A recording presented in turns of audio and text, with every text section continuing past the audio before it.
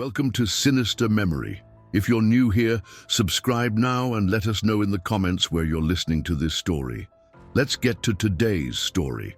The autumn of 1953 brought an unseasonably harsh wind to the plains of Kansas, carrying with it the scent of decay that seemed to permeate the very foundations of the abandoned Holloway estate.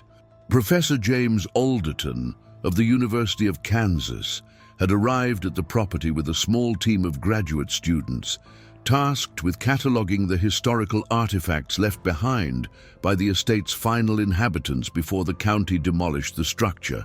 What they discovered in the basement of that crumbling Victorian mansion would challenge everything they understood about the boundaries between scholarly research and human depravity. The Holloway family had been prominent landowners in Sedgwick County since the 1870s, their wealth built upon vast wheat fields that stretched beyond the horizon. Local records indicated that the last known residents, Dr. Silas Holloway and his wife Constance, had vanished without explanation in the winter of 1910, leaving behind a fully furnished home that had remained untouched for over 4 decades. The county had finally decided to claim the property for unpaid taxes, necessitating the academic survey that brought Professor Alderton to that fateful discovery. The basement revealed itself to be far more than a simple storage area. Behind a false wall constructed of newer brick, clearly added sometime after the home's original construction, lay a chamber that defied rational explanation. The room contained an extensive library of medical texts, anatomical drawings of disturbing precision, and most significantly, a collection of correspondence that would later be classified by the university as the Holloway Papers. These letters, numbering 47 in total, were discovered in a cedar chest wrapped in oilcloth to preserve them against moisture and time. Written in 2 distinct hands, one flowing and feminine, the other angular and clinical, they documented a correspondence between Dr. Silas Holloway and his wife Constance that spanned the years 1907 to 1910. The content of these letters would prove so disturbing that the university initially considered sealing them indefinitely, releasing them only to qualified researchers under strict supervision. Professor Alderton's initial examination revealed that the correspondence began innocuously enough, with discussions of medical procedures and anatomical studies that seemed consistent with Dr. Holloway's documented background as a physician who had studied at Johns Hopkins before returning to Kansas to establish his practice. However, as the dates progressed, the letters took on an increasingly unsettling tone, documenting what appeared to be a gradual descent into practices that violated every principle of medical ethics and human decency. The handwriting analysis conducted by the university's document specialists confirmed that both sets of letters were authentic, written by 2 different individuals over the specified time period. The paper bore watermarks consistent with stationery available in Kansas during the early 1900s, and the ink composition matched samples from that era.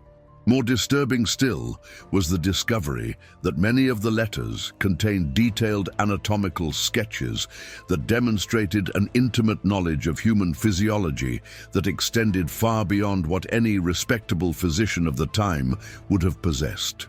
Local newspaper archives from the period revealed several unexplained disappearances in the surrounding counties between 1907 and 1910, including traveling salesmen, migrant workers, and individuals whose absence might not be immediately noticed by the sparse rural community. While no direct connection could be established between these disappearances and the Holloway estate, the timing proved unnervingly coincidental with the dates referenced in the correspondence. The letters themselves were written in a code that took Professor Alderton and his team several months to decipher fully.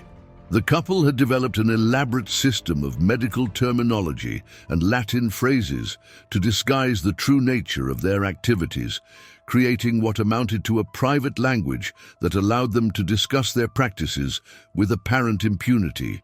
This linguistic camouflage suggested a level of premeditation and sophistication that elevated their activities beyond mere impulse or madness into the realm of calculated methodology. Perhaps most disturbing of all was the tone of affection and intellectual partnership that permeated the correspondence.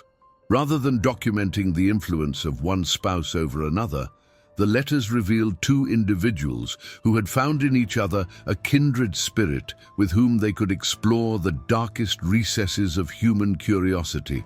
Their relationship appeared to be built upon a foundation of shared fascination with death and decay that had gradually evolved into something far more sinister. As Professor Alderton prepared to delve deeper into the chronological progression of the correspondence, he could not shake the feeling that he was about to uncover secrets that were never meant to see the light of day.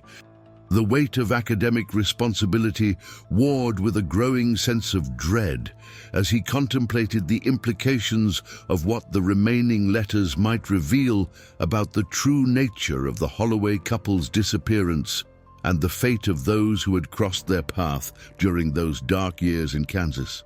The earliest correspondence in the Holloway collection dated to March 15, 1907, written in Constance Holloway's delicate script on cream-colored stationery embossed with the family crest. Professor Alderton's initial reading suggested nothing more than the mundane exchanges between a physician and his educated wife regarding his medical practice. However, closer examination revealed subtle undercurrents that hinted at interests extending far beyond conventional medicine. Constance's first letter referenced her husband's recent acquisition of anatomical specimens from the Kansas City Medical College, expressing what she termed an intellectual curiosity about the preservation techniques employed by the institution. Her language carried an unusual enthusiasm for the subject matter, describing the specimens as fascinating examples of mortality's artistry, and inquiring about the possibility of establishing a private study collection at their estate. Dr. Silas Holloway's response, dated 3 days later, revealed a man eager to share his professional knowledge with someone who demonstrated genuine interest. His letter detailed the embalming processes used by medical institutions, explaining the chemical compositions and preservation methods with scientific precision. Yet embedded within this clinical discourse were observations about the aesthetic qualities of preserved tissue and the peaceful dignity that death imparted to the human form. The correspondence from this early period established a pattern that would persist throughout the collection. Each letter built upon the previous exchange, gradually expanding the scope of their shared interests while maintaining the veneer of academic discourse. Constance demonstrated remarkable aptitude for absorbing complex medical information, asking increasingly sophisticated questions about anatomy, decomposition, and preservation techniques that suggested extensive independent study. By summer of 1907, the letters revealed that Dr. Holloway had begun conducting what he termed private anatomical studies in the basement laboratory he had constructed beneath their home. Constance's letters from this period expressed disappointment at being excluded from these sessions, arguing that her natural sensitivity to beauty in all its forms qualified her as an ideal research partner.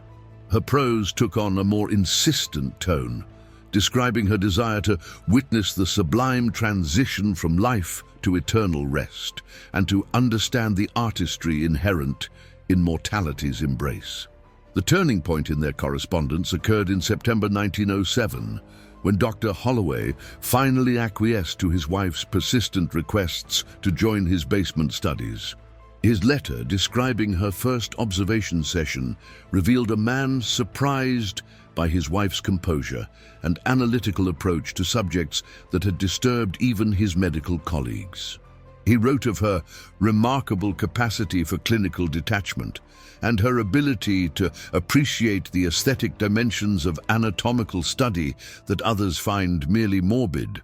Constance's response to this initial experience marked a significant shift in the tone of their correspondence. Her letter, spanning several pages, described what she characterized as a profound awakening to the beauty inherent in death's domain. She wrote extensively about the peaceful expressions of the preserved specimens, the elegant architecture of exposed bone structure, and the honest simplicity of flesh freed from the complications of life. The autumn letters of 1907 documented the couple's growing collaboration in what they had begun referring to as their special research. Dr. Holloway's medical training provided the technical foundation, while Constance contributed what she described as an artistic perspective that enhanced their understanding of their subjects. Their shared vocabulary evolved during this period, developing the coded language that would characterize their later correspondence. Professor Alderton noted that the letters from this early period contained numerous references to acquiring new specimens for their studies, though the sources of these materials remained deliberately vague. The couple wrote of opportunities presenting themselves and subjects becoming available in language that suggested a transition from relying solely on institutional sources to more independent procurement methods. The final letters of 1907 revealed a couple who had found in their shared pursuits a bond that transcended conventional marriage. They wrote of their basement laboratory as a sanctuary of understanding, where they could explore interests that the outside world would never comprehend. Their correspondence took on an almost romantic quality as they described their collaborative sessions, with each partner expressing gratitude for finding someone who shared their unique perspective on mortality and preservation. As Professor Alderton prepared to examine the correspondence from 1908, he recognized that the seemingly innocent academic partnership documented in these early letters had established the foundation for something far darker. The gradual evolution of language and the increasing sophistication of their shared interests suggested that the Holloway couple's journey into forbidden territory had begun with small steps that would eventually lead them far beyond the boundaries of acceptable scientific inquiry. The correspondence from 1908 marked a disturbing escalation in the Holloway couple's shared pursuits, revealing a systematic progression from academic curiosity to something far more sinister. Professor Alderton's analysis of the letters from this period uncovered a deliberate transformation in both the scope and nature of their activities, documented with the same clinical precision that had characterized their earlier exchanges. The first letter of the new year, dated January 8th, 1908, found Constance expressing frustration with what she termed the limitations of conventional specimens. Her correspondence revealed that the preserved materials obtained from medical institutions no longer satisfied their research requirements, lacking what she described as the immediacy of recent transition that had become essential to their studies. Her language suggested a growing obsession with freshness that extended beyond mere scientific necessity into realms of personal preference. Dr. Holloway's response indicated that he had already begun exploring alternative sources for their research materials. His letter referenced conversations with local undertakers and cemetery caretakers, describing these interactions as preliminary inquiries into specimen availability. The clinical language barely concealed the true nature of these negotiations, which appeared to involve arrangements that violated both professional ethics and legal boundaries. The spring correspondence of 1908 documented the couple's first successful acquisition of what they termed premium specimens through their new procurement network. Constance's letters from this period revealed an almost euphoric satisfaction with the quality of their new materials, describing them as possessing a vitality of preservation that their previous specimens had lacked. Her detailed observations about skin texture, muscle tone, and facial expressions suggested an intimate familiarity with recently deceased subjects that extended far beyond casual examination. Professor Alderton noted that the letters from this period contained increasingly elaborate descriptions of their basement laboratory, which had undergone significant expansion and modification. Dr. Holloway wrote of installing specialized preservation equipment, temperature control systems, and what he euphemistically referred to as presentation furniture, designed to optimize their research conditions. The technical specifications detailed in his correspondence suggested a level of investment and planning that indicated their activities had evolved from occasional study sessions into a systematic operation. The summer letters revealed the emergence of what the couple had begun calling their aesthetic protocols. Constance's correspondence described elaborate preparation rituals involving the arrangement and presentation of their specimens in configurations that maximized what she termed their natural beauty. Her letters contained detailed instructions for positioning, lighting, and environmental conditions that would enhance the visual impact of their subjects, treating the basement laboratory as both research facility and private gallery. Dr. Holloway's letters from this period documented his development of advanced preservation techniques that extended far beyond conventional embalming methods. His correspondence revealed experimentation with chemical combinations designed to maintain what he described as lifelike flexibility and responsiveness in their specimens. The technical language masked innovations that served purposes extending well beyond scientific preservation into territories that Professor Alderton found increasingly difficult to categorize as legitimate research. The autumn correspondence of 1908 marked the first clear indication that the couple's activities had expanded beyond mere observation and study. Constance's letters began referencing what she termed interactive research sessions that involved comprehensive examination techniques, requiring extended periods of direct contact with their specimens. Her language suggested a level of physical engagement that violated every principle of scientific objectivity and professional distance. The coded language employed by the couple during this period became increasingly sophisticated, incorporating medical terminology and Latin phrases to disguise activities that had clearly transcended the boundaries of acceptable research. Their correspondence revealed the development of a private vocabulary that allowed them to discuss their pursuits with apparent impunity while maintaining plausible deniability should their letters ever be discovered by outsiders. Professor Alderton's analysis revealed that the couple had also begun documenting their sessions through detailed sketches and written observations that treated their specimens as subjects for artistic study rather than scientific examination. Constance's letters referenced the creation of what she called a visual archive that captured the aesthetic qualities of their materials from multiple perspectives and under various lighting conditions. The final letters of 1908 documented the couple's growing isolation from the outside world as their shared obsession consumed increasing amounts of their time and attention. Dr.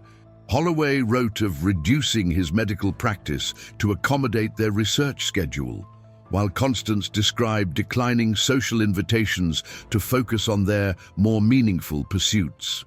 Their correspondence revealed two individuals who had found in their forbidden activities a source of satisfaction that rendered conventional social interaction increasingly irrelevant. The year concluded with letters that established the foundation for even more disturbing developments to come. Both correspondents wrote of their growing confidence in their procurement methods and their increasing sophistication in specimen preparation and presentation. Their shared vocabulary had evolved to encompass activities that Professor Alderton recognized as representing a complete abandonment of scientific objectivity in favor of pursuits that served purely personal gratification. As he prepared to examine the correspondence from 1909, Professor Alderton understood that he was documenting the systematic transformation of two educated individuals into something that defied conventional categorization. The letters revealed a progression that had begun with legitimate scientific curiosity, but had evolved into an obsession that would ultimately consume both their humanity and their sanity. The correspondence from 1909 revealed a couple who had crossed irrevocable boundaries, their letters documenting activities that Professor Alderton struggled to comprehend within any framework of rational human behavior. The transformation that had begun as intellectual curiosity had evolved into something that challenged the very foundations of civilized society, recorded with the same methodical precision that had characterized their earlier academic pursuits. The opening letter of 1909, penned by Dr. Holloway in his increasingly erratic handwriting, described what he termed a revolutionary advancement in their research methodology. His correspondence revealed that their previous reliance on external procurement sources had proven insufficient for their evolving requirements, necessitating what he euphemistically referred to as direct specimen acquisition. The clinical language barely concealed the sinister implications of this development, suggesting a transition from passive recipients of materials to active participants in their procurement. Constance's response to this announcement demonstrated an enthusiasm that Professor Alderton found particularly disturbing.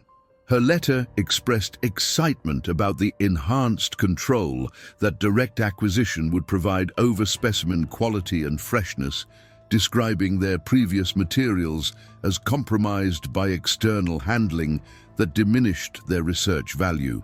Her language suggested that she viewed this escalation not as a moral transgression, but as a logical progression in their scientific methodology. The spring correspondence documented the couple's first attempts at what they had begun calling field research. Dr. Holloway's letters described elaborate planning sessions involving the identification of suitable subjects, the development of acquisition protocols, and the establishment of security measures to protect their operations from discovery. His correspondence revealed a level of premeditation that elevated their activities from impulse to systematic predation. The letters from this period contained increasingly detailed discussions of their target selection criteria, revealing preferences that extended far beyond mere availability. Constance wrote extensively about the aesthetic qualities they sought in potential specimens, describing ideal characteristics of age, physical condition, and what she termed natural beauty enhancement through mortality. Her correspondence suggested that their choices were driven as much by artistic considerations as by practical accessibility. Professor Alderton noted that the couple had begun maintaining what they referred to as their acquisition journal, a detailed record of their field research activities that complemented their regular correspondence. References to this journal appeared throughout their letters, with both correspondents contributing observations about technique refinement, timing optimization, and what Dr. Holloway described as subject-response analysis during the acquisition process. The summer letters revealed the establishment of what the couple termed their preparation protocols, elaborate procedures designed to optimize the transition from acquisition to laboratory presentation. Constance's correspondence described these rituals in language that combined medical terminology with aesthetic appreciation, treating the preparation process as both scientific procedure and artistic creation. Her detailed descriptions suggested activities that violated every principle of human dignity while maintaining the veneer of scholarly pursuit. Dr. Holloway's letters from this period documented significant modifications to their basement laboratory, including the installation of specialized equipment designed to accommodate their expanded research activities. His correspondence described the creation of multiple preparation areas, each optimized for different aspects of their work, transforming the basement into what he proudly termed a comprehensive research facility. The technical specifications revealed a level of investment that indicated their activities had become the primary focus of their lives. The autumn correspondence marked the emergence of what Professor Alderton recognized as complete psychological transformation in both correspondents. Their letters revealed individuals who had abandoned all pretense of conventional morality, replacing societal norms with a private ethical system that justified their actions as contributions to human knowledge. Constance wrote of their work as pioneering research into the aesthetic dimensions of mortality, while Dr. Holloway described their activities as advancing the boundaries of anatomical understanding. The coded language employed by the couple had evolved into an elaborate system that allowed them to discuss the most disturbing aspects of their activities with apparent casualness. Their correspondence revealed the development of specialized terminology for different types of specimens, various preparation techniques, and what they euphemistically referred to as research methodologies that served purposes extending far beyond scientific inquiry. The letters from late 1909 documented the couple's growing confidence in their operations and their increasing sophistication in avoiding detection. Dr. Holloway wrote of establishing relationships with local authorities that provided advance warning of potential investigations, while Constance described the development of disposal protocols that eliminated evidence of their activities. Their correspondence revealed two individuals who had become expert at concealing activities that would have horrified their rural community. Professor Alderton's analysis revealed that the couple had also begun expanding their network of contacts, establishing relationships with individuals in neighboring counties who could provide both specimens and protection from scrutiny. Their letters referenced a growing circle of collaborators who shared their interests, suggesting that their activities were part of a larger network of individuals engaged in similar pursuits across the rural Midwest. The year concluded with correspondence that established the foundation for the final phase of their documented activities. Both correspondents wrote of their plans for 1910, describing ambitious expansion of their research program and the acquisition of new equipment that would enhance their capabilities. Their shared enthusiasm for these developments revealed two individuals who had found in their forbidden pursuits a source of meaning that had completely replaced conventional human relationships and social obligations. The correspondence from early 1910 revealed a couple operating at the height of their disturbing capabilities.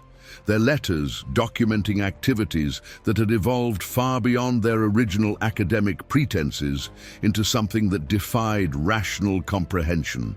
Professor Alderton's examination of these final exchanges uncovered evidence of systematic operations that had transformed the Holloway estate into what could only be described as a center for activities that violated every principle of human decency. The first letter of 1910, dated January 12th and written in Constance's increasingly elaborate script, described what she termed their most successful acquisition season during the previous winter months. Her correspondence revealed that the harsh Kansas weather had provided ideal conditions for their field research, with reduced travel and increased isolation creating opportunities that had previously been unavailable. Her language suggested a level of planning and execution that indicated their activities had become a sophisticated operation requiring careful coordination and timing. Dr. Holloway's response detailed significant expansions to their basement facility, including the construction of what he referred to as specialized preservation chambers, designed to accommodate multiple specimens simultaneously. His technical descriptions revealed innovations in temperature control, chemical preservation, and what he euphemistically termed presentation optimization, that suggested their laboratory had evolved into something resembling a private morgue designed for purposes extending far beyond scientific study. The spring correspondence documented the couple's development of what they called their aesthetic enhancement protocols. procedures designed to optimize the visual appeal of their specimens through careful preparation and presentation. Constance's letters from this period contained disturbing, detailed descriptions of cosmetic techniques, positioning strategies, and environmental modifications that treated their subjects as objects for artistic appreciation rather than scientific examination. Her language revealed an individual who had completely abandoned conventional moral boundaries in pursuit of what she described as transcendent beauty through mortality. Professor Alderton noted that the letters from this period contained numerous references to what the couple termed their collection, suggesting that they had begun retaining specimens for extended periods rather than disposing of them after initial examination. Dr. Holloway wrote of developing long-term preservation techniques that maintained what he described as optimal research conditions indefinitely, allowing for repeated study sessions and what Constance referred to as ongoing aesthetic appreciation. The summer letters revealed the establishment of what appeared to be a regular schedule of activities, with the couple coordinating their field research, preparation protocols, and study sessions according to a systematic calendar that maximized their operational efficiency. Their correspondence described elaborate planning sessions involving target identification, acquisition timing, and laboratory scheduling that treated their disturbing pursuits with the same methodical approach that legitimate researchers might apply to conventional scientific projects. Constance's letters from this period documented her development of what she called her artistic documentation project, an extensive visual record of their specimens that she described as capturing the essential beauty of mortality's embrace. Her correspondence revealed the creation of detailed sketches, photographic studies, and written observations that treated their subjects as models for artistic expression rather than materials for scientific analysis. The level of detail in her descriptions suggested an intimate familiarity with their specimens that extended far beyond casual observation. Dr. Holloway's correspondence from late summer revealed his growing concerns about the sustainability of their operations, expressing worry about increased attention from local authorities and the challenges of maintaining their procurement network. His letters describe the implementation of enhanced security measures, including the construction of concealed storage areas and the development of rapid disposal protocols designed to eliminate evidence of their activities should their estate be subjected to unexpected scrutiny. The autumn letters documented what Professor Alderton recognized as the beginning of the end for the Holloway couple's operations. Their correspondence revealed increasing paranoia about discovery, with both correspondents expressing concerns about suspicious inquiries from neighbors and what Dr. Holloway described as unwelcome attention from county officials. Their letters suggested that the isolation that had initially protected their activities was beginning to attract the very scrutiny they had sought to avoid. The final complete letter in the collection, dated November 15, 1910, found Constance writing with unusual urgency about the need to preserve our most precious specimens against potential discovery.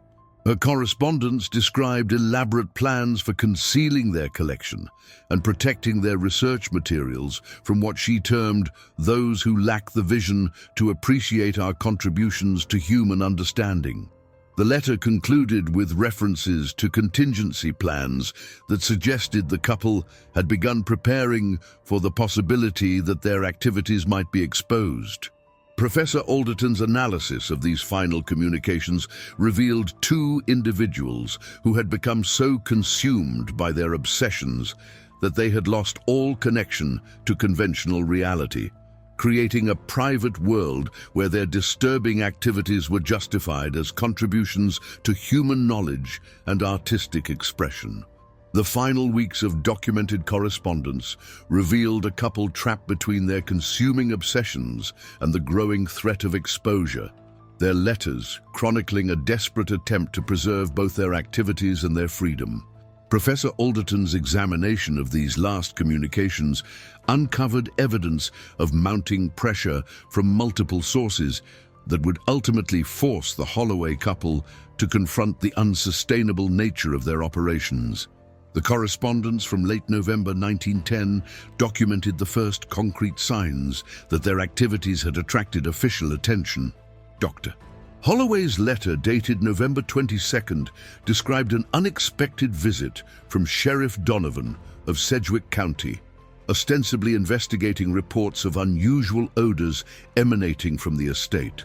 His clinical recounting of the encounter revealed a man struggling to maintain composure while concealing evidence of activities that would have resulted in immediate arrest had they been discovered. Constance's response to this development demonstrated the psychological strain that years of secretive operations had imposed upon both correspondents. Her letter, written in handwriting that showed clear signs of agitation, described elaborate plans for relocating their most valuable specimens to temporary storage locations throughout the property. Her language revealed an individual whose grip on reality had become so tenuous that she viewed the threat of discovery not as a consequence of criminal activity, but as persecution by those incapable of appreciating their scholarly contributions. The December correspondence documented the couple's frantic efforts to implement what they termed their preservation protocols, emergency procedures designed to protect their collection from potential seizure. Dr.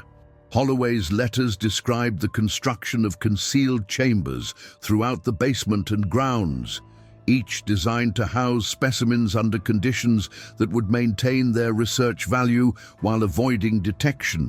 His technical descriptions revealed engineering skills that had been perverted to serve purposes that violated every principle of human dignity.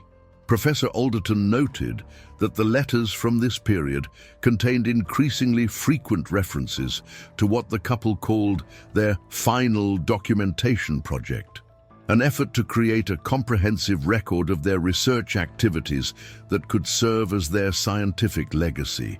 Constance wrote extensively about photographing their collection from multiple angles, creating detailed anatomical sketches and compiling written observations that would preserve their discoveries for future researchers who might share their unique perspective on mortality and preservation.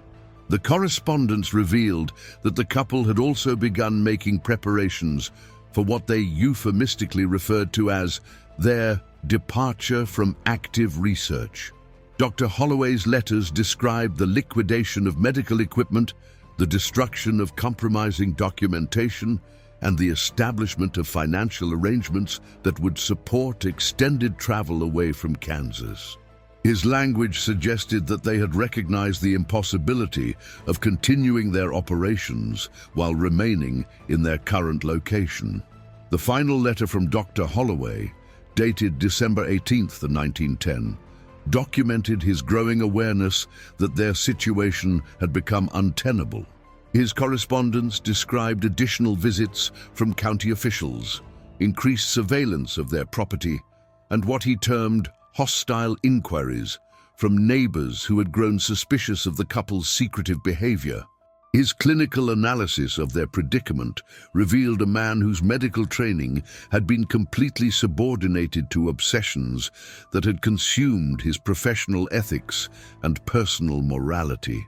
Constance's last complete letter, written 3 days later, demonstrated the complete psychological transformation that their shared activities had wrought upon both correspondents.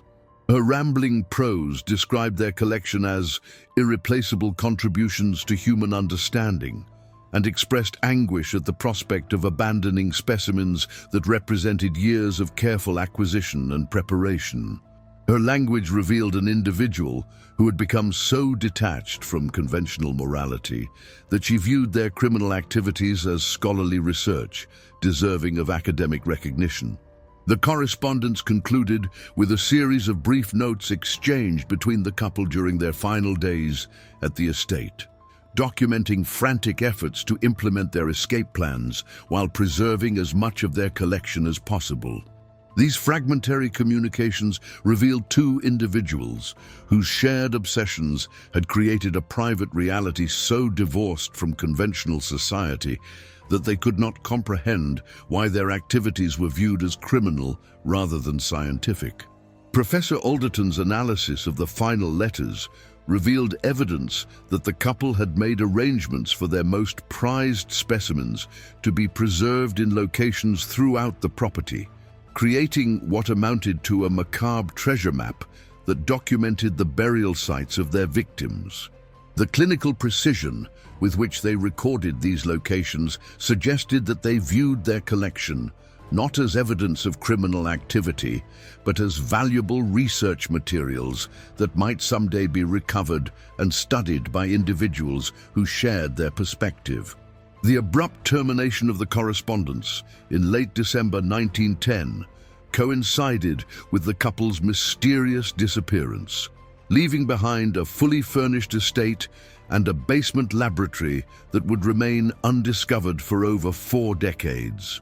Professor Alderton's team spent the winter months of 1954 conducting systematic excavations of the Holloway estate grounds, guided by the cryptic location references contained within the final correspondence. What they unearthed beneath the frozen Kansas soil would validate the most disturbing implications of the letters, while revealing the true scope of the couple's activities over their years of operation. The first discovery occurred in February, when ground-penetrating equipment detected anomalous soil density patterns near the estate's abandoned carriage house. Careful excavation revealed a series of wooden containers buried at precise depths, each containing preserved human remains that corresponded exactly to the preservation techniques described in Dr. Holloway's correspondence. The condition of these specimens suggested that the couple's chemical innovations had been far more effective than conventional embalming methods of the period. Each burial site contained accompanying documentation sealed in waterproof containers, providing detailed records of acquisition dates, preparation procedures, and what the couple had termed their research observations. These field notes revealed the systematic nature of their operations, with each specimen catalogued according to criteria that treated human beings as materials for scientific study rather than individuals deserving of dignity and respect.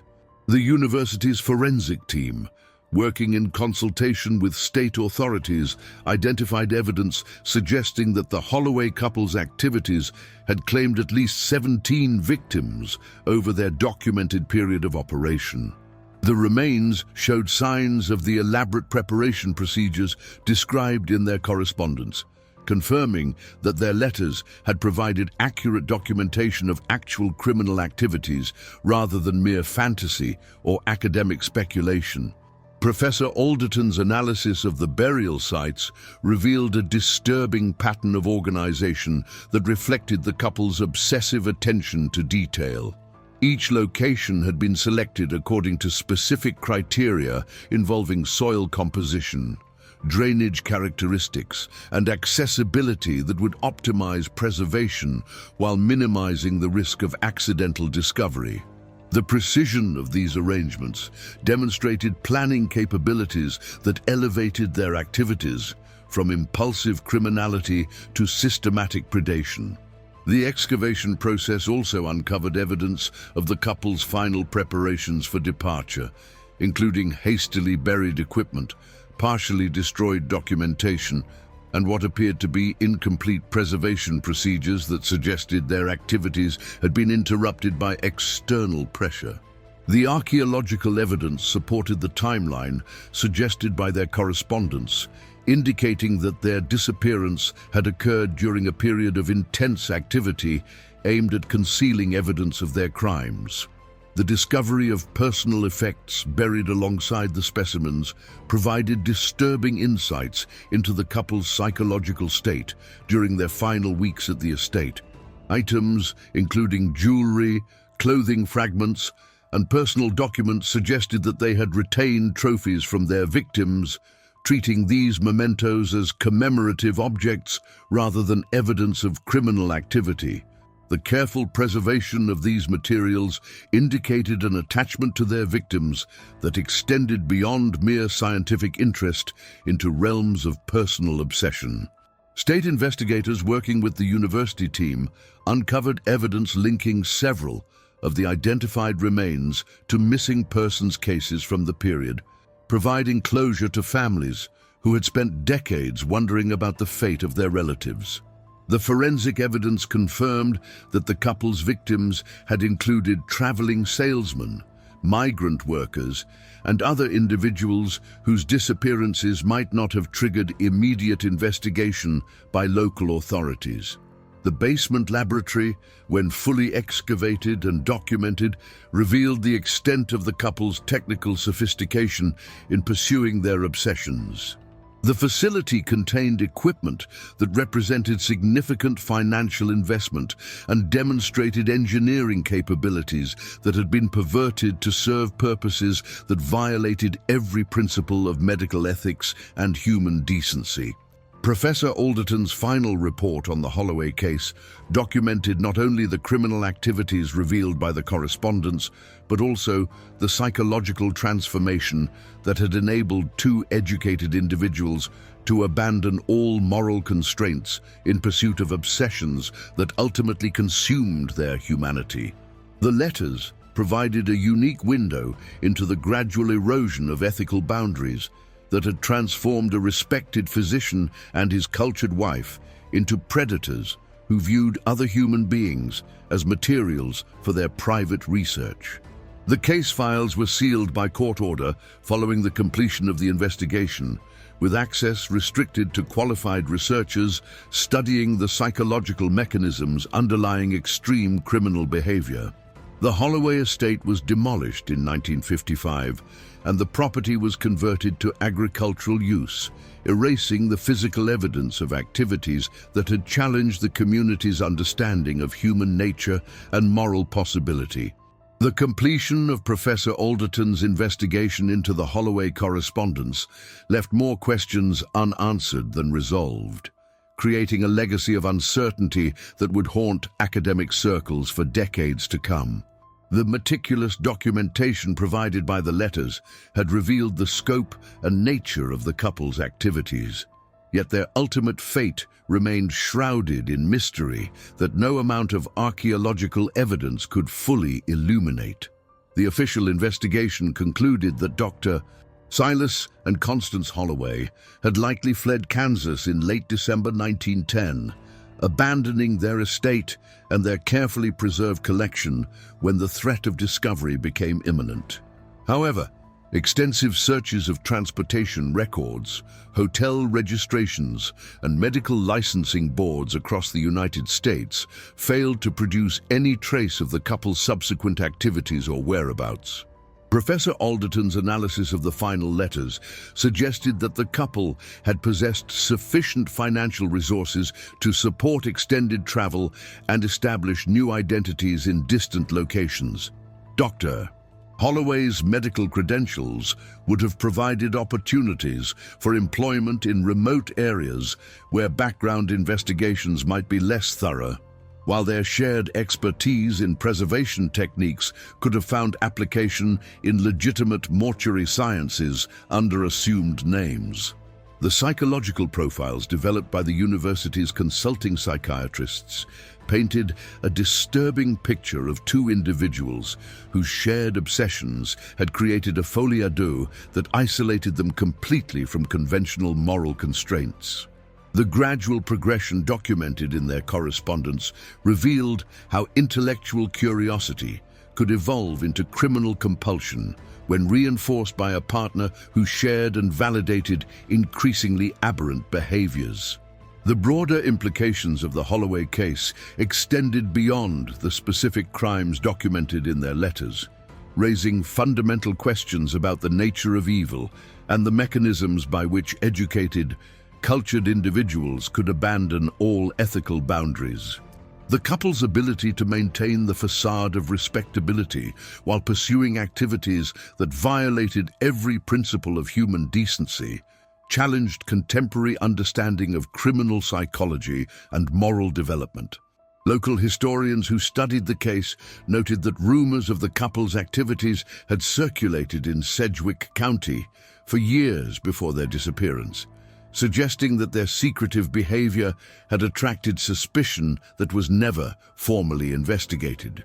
The rural isolation that had protected their operations had also created an environment where unusual occurrences might be dismissed as eccentric behavior rather than evidence of criminal activity.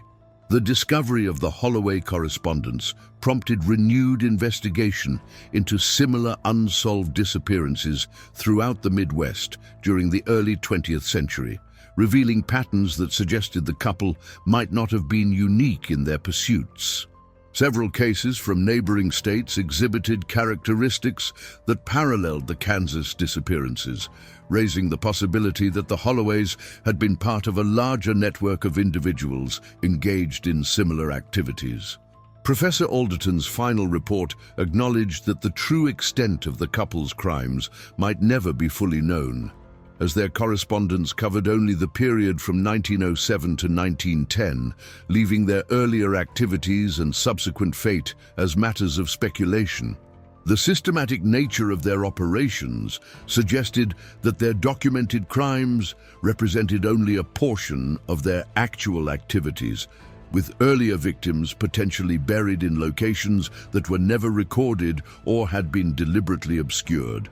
The academic community's response to the Holloway papers reflected the broader challenge of studying extreme criminal behavior without sensationalizing or glorifying the perpetrators. The letters provided valuable insights into the psychological mechanisms underlying serial criminality, yet their disturbing content raised ethical questions about the appropriate limits of scholarly inquiry into human depravity. The sealed case files remained in the university's restricted archives, accessible only to qualified researchers whose work contributed to understanding the psychological and sociological factors that enable such extreme criminal behavior. The correspondence continued to serve as a primary source for studies of criminal psychology, providing documentation of the gradual erosion of moral constraints that transforms ordinary individuals into predators.